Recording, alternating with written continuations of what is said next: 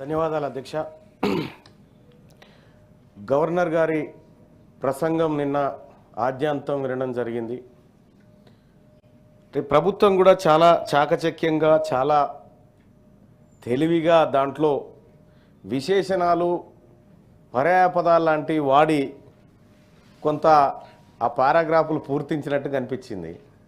కానీ ఎంతో కొంత వాస్తవం ఎంత ఉంది, నిజమెంత అనేటువంటి విషయాలను కూడా మాట్లాడుకోవాల్సినటువంటి అవసరం ఉంది అధ్యక్ష.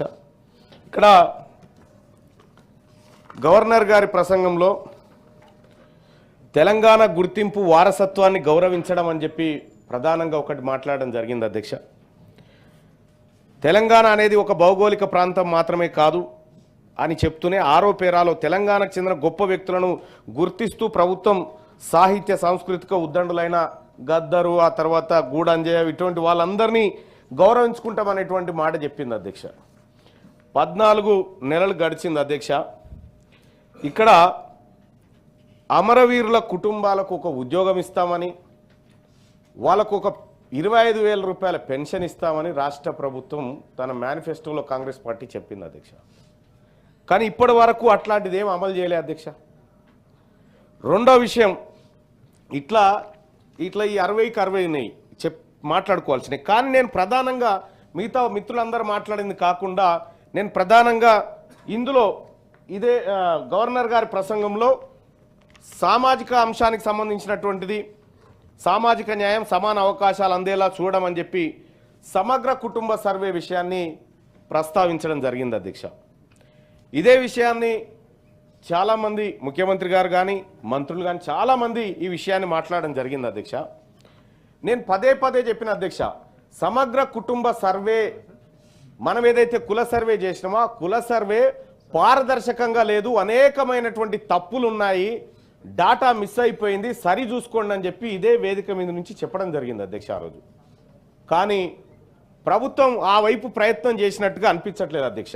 ఒక విషయం చెప్తా అధ్యక్ష, పాపం మా గౌరవ మంత్రులు వీళ్ళందరూ కూడా జాగ్రత్తగా వినాల్సినటువంటి అంశం అధ్యక్ష. ఇది Telangana socio economic survey book అధ్యక్ష. ఇది ఇచ్చిందే రాష్ట్ర ప్రభుత్వం ఇచ్చింది అధ్యక్ష మొన్న. దీనిపైన గౌరవ ముఖ్యమంత్రి గారి ఫోటో, గౌరవ ఉప ముఖ్యమంత్రి గారి ఫోటో ఉంది. తెలంగాణ సోషియో ఎకనామిక్ అవుట్లుక్ 2024 అని ఇచ్చింది అధ్యక్ష. ఈ రాష్ట్ర ప్రభుత్వం చేసిన కుల సర్వే తప్పు అని ఈ బుక్ చెప్తా ఉంది అధ్యక్ష. ఎట్లా చెప్తా ఉందంటే,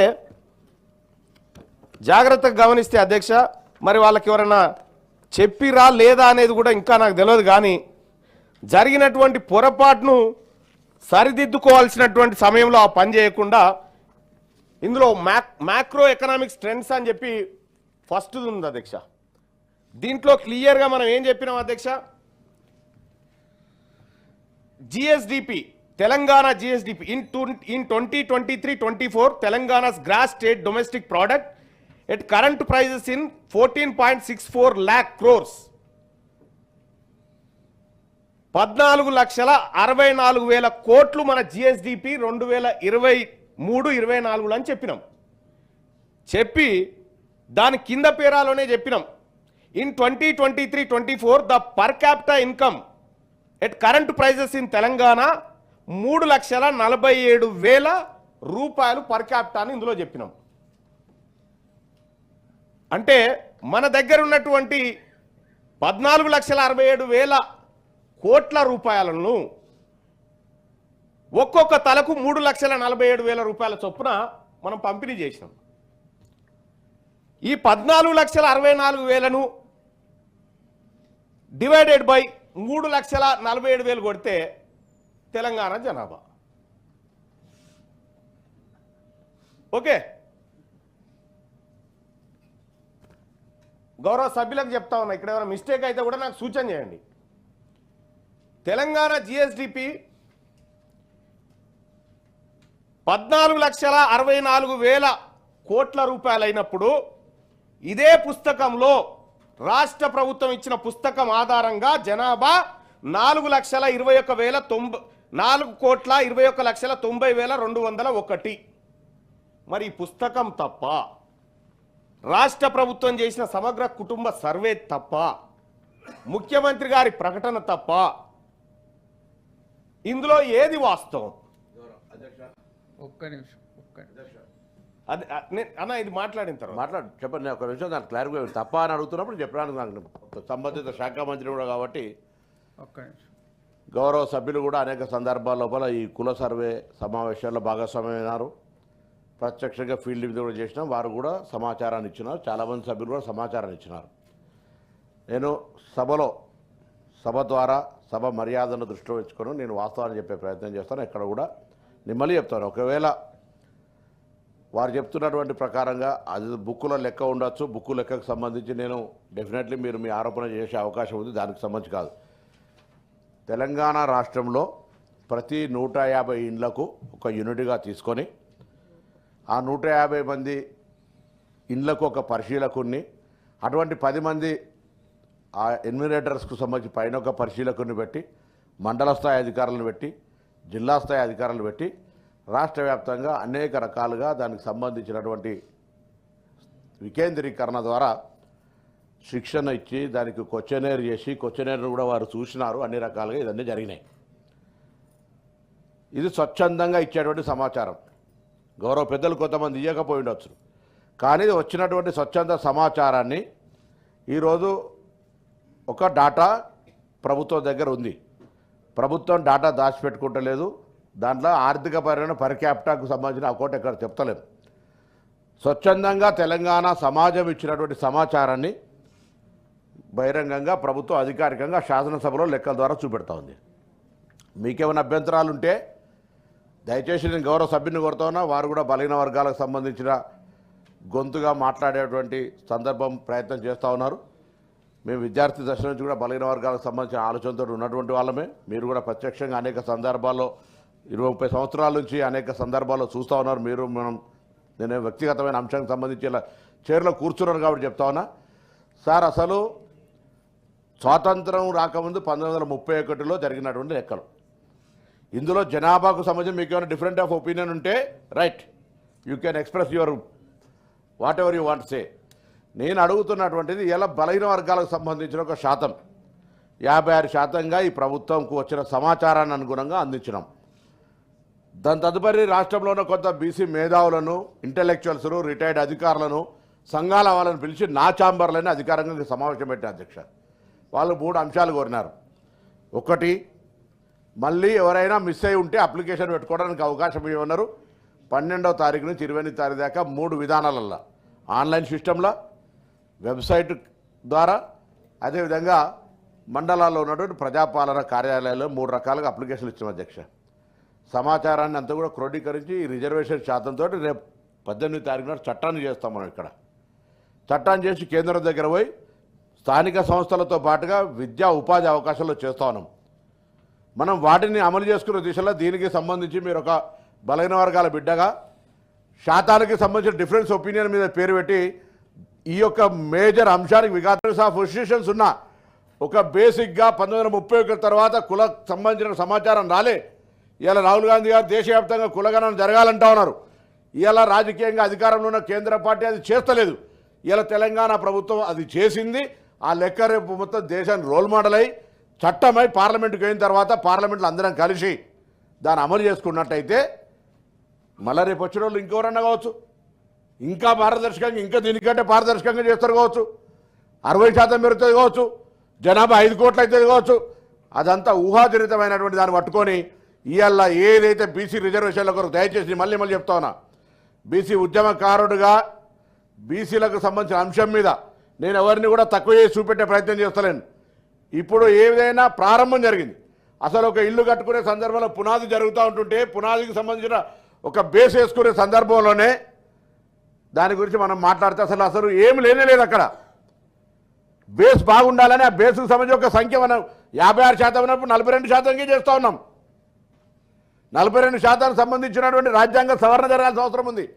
ఏ ఈబీసీ కొరకు 10% ఉంటే 50% ఓవర్కమ్ చేసి రాజ్యాంగ సవరణ చేసిరో దాని ఇలా మనం రోల్ మోడల్ తీసుకొని ఎందుకు చేయరని అడగడానికి ప్రయత్నం చేస్తూ ఉన్నాం.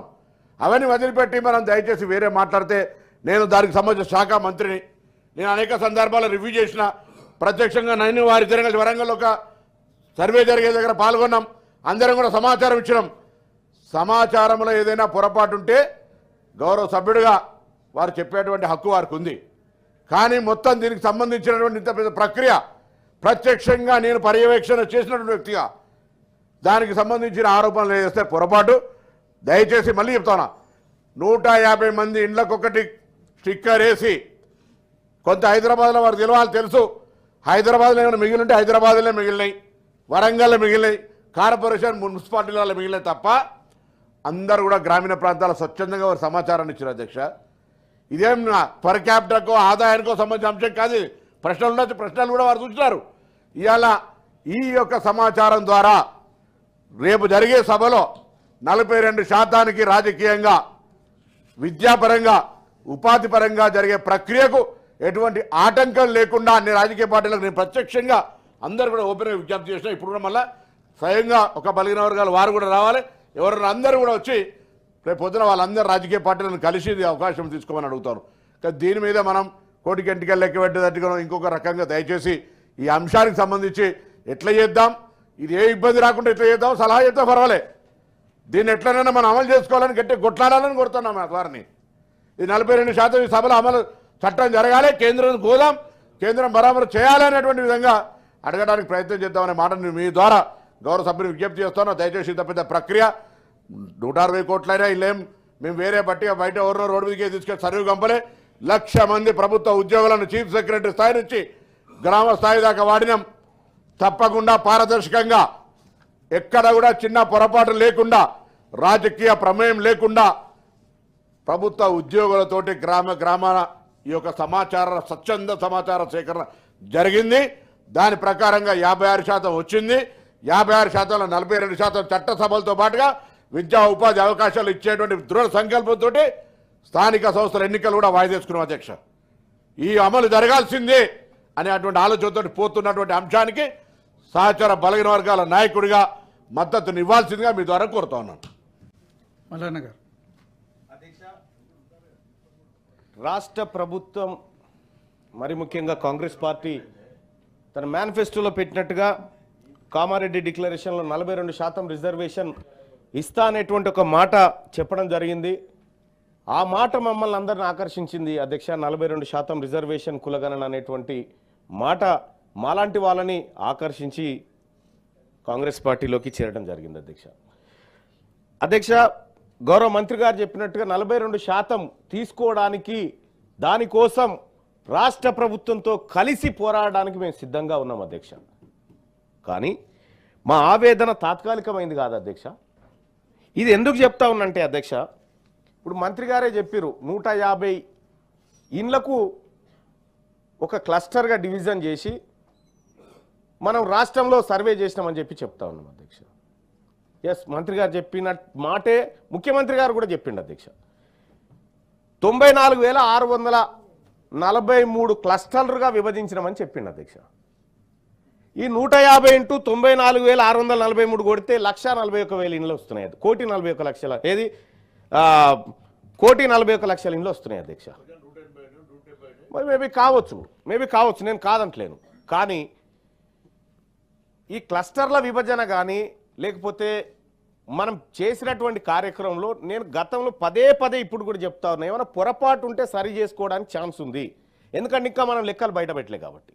రెండో విషయం ఏంటంటే అధ్యక్ష, ఇది ఎందుకు చెప్తా ఉన్నాను మరి మళ్ళన్న ఈ 42% తీసుకోవచ్చుగా చెప్పింది అదంటే కాదు అధ్యక్ష.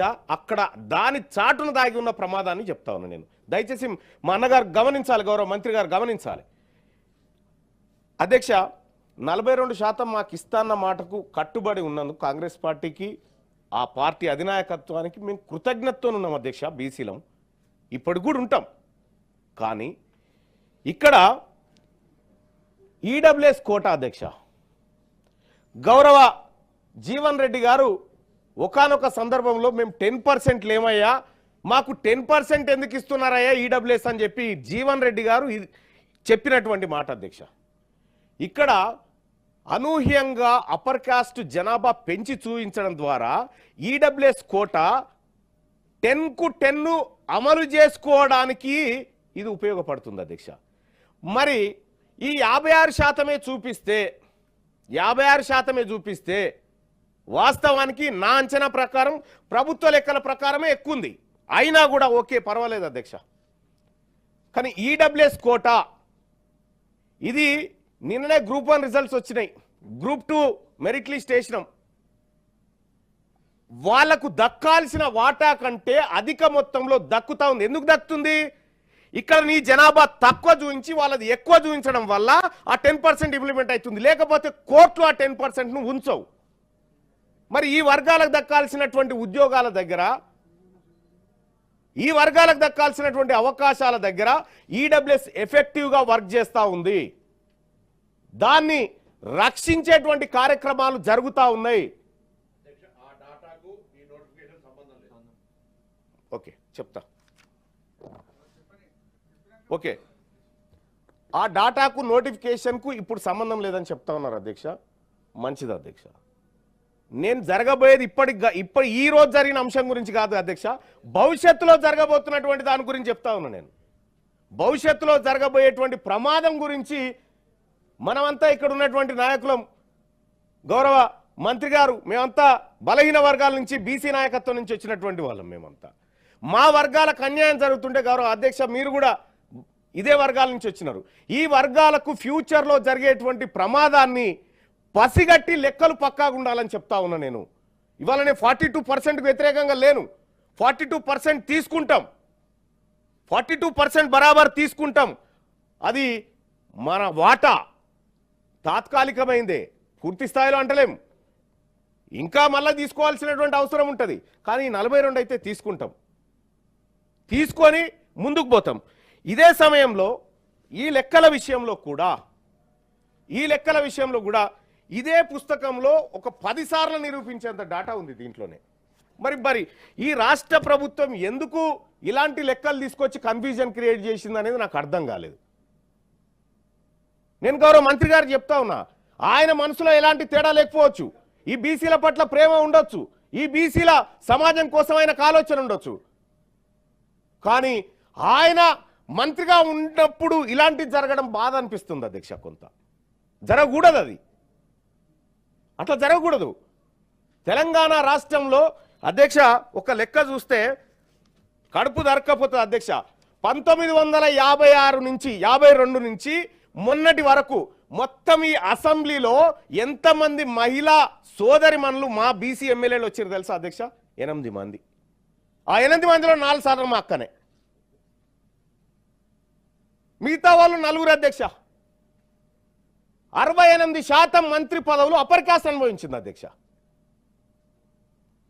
ఈ లెక్కలు చూస్తూ ఉంటే బీసీలకు రాజకీయంగా జరిగినటువంటి అన్యాయాలు, ఉద్యోగపరంగా జరిగినటువంటి అన్యాయాలు అనేకం ఉన్నాయి అధ్యక్ష.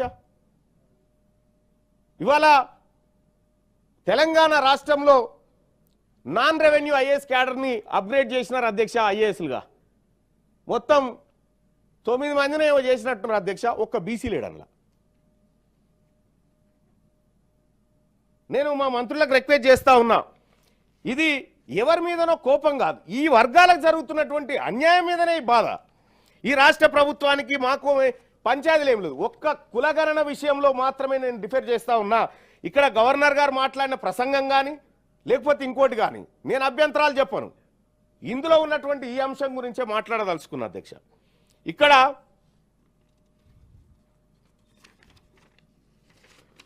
అధ్యక్ష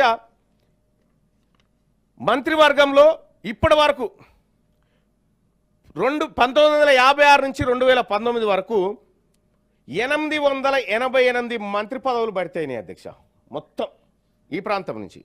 అందులో 543 మంత్రి పదవులు అగ్రవర్ణాలకి చెందినాయి అధ్యక్ష. ఎస్సీలకు 111 దక్కినాయి అధ్యక్ష, ఎస్టీలకు 22 దక్కినాయి. ఇక 888 మంత్రి పదవులలో ఏది 19 వరకే, ఇది మళ్ళీ 23 కాదు. బీసీ మంత్రులు అయ్యింది 212 మంది 888లో. అంటే ఇక్కడ వాస్తవానికి కూడా ఈ తెలంగాణ రాష్ట్రానికి బీసీ ముఖ్యమంత్రి ఉంటే ఈ లెక్కలు పక్కాగా వాటా పక్కాగా దక్కేది అనేది బీసీ ప్రజల అభిప్రాయం అధ్యక్ష. మా పొన్నం ప్రభాకర్ అన్న ముఖ్యమంత్రి అయితే ఇలా ఈ లెక్కలు ఇట్లుండయి, మా సురేఖక్క ముఖ్యమంత్రి అయితే ఇట్లా ఉండదు, లెక్క మారిపోతుంది. ఎవరు అడ్డం పడుతురు? మేమెందుకు అడ్డం పడతాం? మేమెందుకు అడ్డం? ప్రభాకర్ అన్నారు ముఖ్యమంత్రిని చేయమని మొత్తం తెలంగాణ జనం అంతా గదిలో వస్తుంది. కానీ ఆ టాపిక్ ఎందుకులే, కానీ ఆ టాపిక్ వద్దులే, కానీ ఆ టాపిక్ వద్దు. అధ్యక్ష, మంత్రివర్గంలో కూడా 28% మంత్రి పదవులు రెడ్డి సామాజిక వర్గం వాళ్ళు అనుభవించారు అధ్యక్ష. 5% మంత్రి పదవులు వెలమలు అనుభవించారు అధ్యక్ష. కమ్మలు 13%, 3.5% క్షత్రియులు అనుభవించారు, 3.1% బ్రాహ్మణులు అనుభవించారు, 1.5% వైశ్యులు అనుభవించారు, 7% కాపులు అనుభవించారు. మొత్తం వీళ్ళు అప్పర్ కాస్ట్ అంతా కలిసి దాదాపు 61.1% పదవులను అనుభవించారు అధ్యక్ష, మంత్రి పదవులని.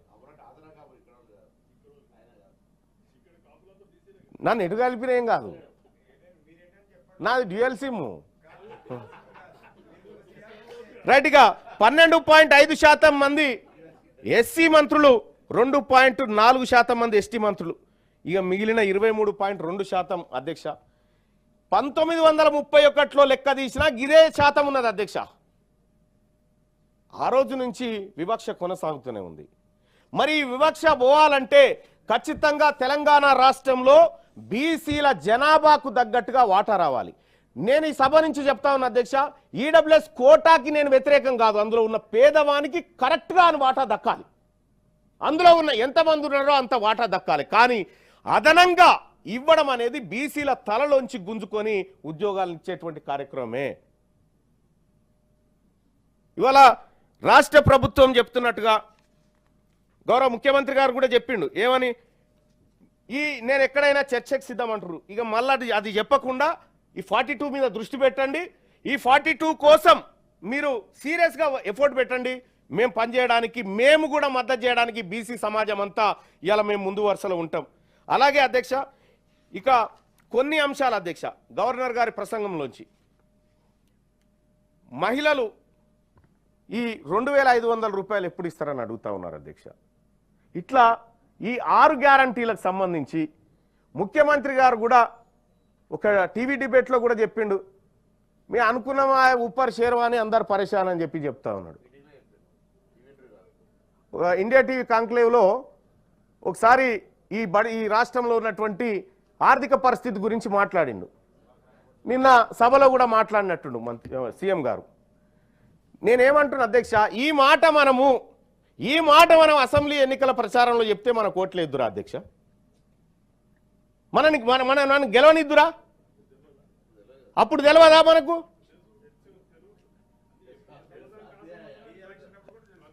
నేనేమంటున్నా అధ్యక్ష, ప్రజలు ఆశపడతారు అధ్యక్ష. పెడతా అంటే తీసుకుంటారు, కొడతా అంటే భయపడతారు అధ్యక్ష. ప్రజలకు మనం ప్రజలకు ఆశ పెట్టి మీకు అన్నీ చేస్తామనేటువంటి ఆశ పెట్టి తీరా ఇవాళ మా దగ్గర ఏమీ లేదు, ఊపర్ షేర్వాని అందరు పరేషాన్ అంటే ఓట్లేసిన ప్రజలు ఎటు పోవాలి అధ్యక్ష? 14 నెలలు గడిచిపోయింది, ఒక టైం ఫ్రేమ్ అనేది ఉండాలిగా అధ్యక్ష. ఈ బడ్జెట్ అయిపోయింది, మళ్ళీ కొత్త బడ్జెట్ వచ్చింది.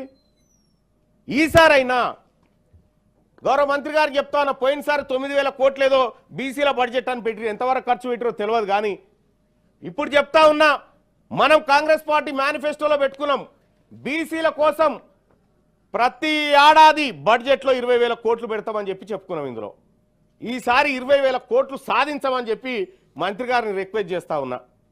అలాగే కామారెడ్డి డిక్లరేషన్ గురించి అధ్యక్ష, కామారెడ్డిలో బీసీ డిక్లరేషన్ పెట్టడం జరిగింది. ఆ బీసీ డిక్లరేషన్లో అధ్యక్ష బీసీలకు అనేకమైనటువంటి వరాలు ప్రకటించారు. 42% రిజర్వేషన్ ఇందులో కాంట్రాక్టులలో బీసీ కాంట్రాక్టర్లకు ఇస్తా అని చెప్పారు అధ్యక్ష. మరి ఇప్పుడు జరుగుతున్నటువంటి టెండర్లలో బీసీ కాంట్రాక్టర్లు ఈ ప్రభుత్వానికి ఎందుకు కనిపిస్తలేరు? లేరా? ఉన్నారా? ఇక సప్లాన్ పెడతామని చెప్పారు అధ్యక్ష. మహాత్మా జ్యోతిబా పూలే బీసీ సప్లాన్ తీసుకొస్తామని చెప్పారు. సప్లాన్ కాదు, కేటాయించిన నిధులే ఖర్చు పెట్టినట్టు కనిపించట్లేదు అధ్యక్ష. ఇక సపరేట్ ఎంబీసీ వెల్ఫేర్ మినిస్ట్రీని తీసుకొస్తా ఉన్నారు. సరే, ఎంబీసీ అయినా బీసీ అయినా మా అన్ననే కాబట్టి మాకే ఇబ్బంది లేదు. ఇదే కామారెడ్డి డిక్లరేషన్లో అధ్యక్ష ప్రతి మండలంలో బీసీ గురుకుల పాఠశాల పెడతామని చెప్పారు. అదెటు పోయిందో. ఎలక్షన్లు ఏది సొసైటీలకు ఎలక్షన్లు కండక్ట్ చేసి 10 లక్షల రూపాయలు ప్రతి సొసైటీకి ఇస్తామని ప్రభుత్వం చెప్పింది అధ్యక్ష. అలాగే ముదిరాజులను బీసీ డి నుంచి బీసీ ఏకు తీసుకొస్తామని ఈ మేనిఫెస్టోలో పెట్టినటువంటి అంశాలు అధ్యక్ష. యాదవులకు, కుర్మలకు, గౌడ్లకు, మున్నూరు కాపులకు ఇట్లా అన్ని ఏర్పాటు చేసి వాళ్ళందరికీ ఆర్థిక స్వావలంబన తీసుకొస్తాం, వాళ్ళ యువతకు లోన్లు ఇప్పిస్తామని చెప్పి ఇందులో చెప్పడం జరిగింది అధ్యక్ష. పద్మశాలిలకైతే మెగా పవర్ లూమ్ క్లస్టర్లు జగిత్యాల, నారాయణపేటలో, భువనగిరిలో ఏర్పాటు చేస్తామని చెప్పినాం. జనగామ జిల్లాకు సర్దార్ సర్వాయి పాపన్న పేరు పెట్టుకుంటామని చెప్పినాం. ఈ సర్దార్ సర్వాయి పాపన్న పేరు పెట్టడానికి సర్వే సరిగా చేయడానికి ఖర్చు గదే అధ్యక్ష. కొత్తగా బడ్జెట్లు కేటాయించాల్సింది ఏమీ లేదు దాంట్లో. ఇక విశ్వకర్మలకైతే టూల్ కిట్లు ఇస్తామని చెప్పినాం. ఇవన్నీ బీసీ ప్రజలకు మనం హామీలు ఇచ్చి తీరా మన దగ్గర లేవు, మనది ఊపర్ చేర్వా అని అందరు పరేషాన్ అని చేతులు లేవడితే బీసీ ప్రజలు ఏమైనా పిచ్చోళ్ళా? ఇవాళ ప్రాజెక్టులకు అంచనాలు పెంచుకోవడానికి డబ్బులుంటాయి, ప్రాజెక్టులకు కట్టుకోవడానికి అంచనాలకు పెంచుకోవడానికి డబ్బులుంటాయి, కానీ బీసీల దగ్గరకు వచ్చేసరికి ఇవన్నీ ఇవ్వడానికి ఊపర్ చేర్వా అని అందరు పరేషాన్ అంటే ఎట్లా? గవర్నర్ గారి ప్రసంగంలో చాలా ఎవరు రెడీ చేసిరో డాక్యుమెంట్ చాలా తెలివిగా రెడీ చేసిరు, ఎవ్వరికి దొరకకుండా చిక్కకుండా మంచిగా రాసుకొచ్చిరు ఇలా. కానీ రేపు పొద్దున పెట్టేటువంటి బడ్జెట్లో కూడా గౌరవనీయులు మంత్రివర్యులు మా అక్కకు చెప్తా ఉన్నా, అక్క బీసీ మహిళలకు కూడా మహిళా కోటాలో వాటా దక్కాలే. ఇవాళ మన లెక్కలేందో తెలుస్తా ఉన్నటువంటి సందర్భంలో ఈ అంశంలో తెలంగాణ రాష్ట్ర అసెంబ్లీ తీర్మానం చేసి పంపాలి. 33% రిజర్వేషన్ మహిళలకు ఇస్తున్నప్పుడు అందులో ఎస్సీ మహిళకు, ఎస్టీ మహిళకు ఉంది కానీ బీసీ మహిళకు లేదు. బీసీ మహిళకు కూడా 33% రిజర్వేషన్లో పక్కా వాటా రావాలని చెప్పి ఈ సభలు తీర్మానం చేయాలని చెప్పి చెప్తా ఉన్నా అధ్యక్ష. ఒకటైతే ఫైనల్ కంక్లూజన్ అధ్యక్ష, సమగ్ర కుటుంబ సర్వే, కుల సర్వే మా బీసీ వర్గాలను మెప్పించలేకపోయింది. మా ముందున్నటువంటి 42% అనేటువంటి రిజర్వేషన్ అంశం ఇంకా సజీవంగా ఉంది కాబట్టి దానికోసమైనా 42% రిజర్వేషన్ ఇంప్లిమెంట్ చేయించడం కోసమైనా రాష్ట్ర ముఖ్యమంత్రి గారు చొరవ తీసుకోవాలి. మళ్ళా అక్కడికి పోయి ఊపర్ షేర్వాని అందరి పరిశాన్ అనకుండా తగు జాగ్రత్తలు తీసుకొని ఈ ప్రజలకు మరి ముఖ్యంగా బీసీ వర్గాలకు రాష్ట్ర ప్రభుత్వం ఇచ్చిన ప్రతి మాట నిలబెట్టుకోవాలని తమ ద్వారా తెలియజేస్తా ఉన్నా అధ్యక్ష. అలాగే ఈ ప్రభుత్వం 42% రిజర్వేషన్ అమలు చేయించేటువంటి కార్యక్రమంలో భాగంగా బీసీ వర్గాలుగా మేమందరం ఈ రాష్ట్ర ప్రభుత్వానికి అండగా ఉంటాం. మేమంతా ఈ రాష్ట్ర ప్రభుత్వానికి ఎక్కడ అవసరం పడ్డా మేమంతా తోడ్పాటును అందిస్తాం. ఈ రాష్ట్ర ప్రభుత్వానికి బీసీలకేం పంచాయతీ లేదు, గొడవలేం లేవు.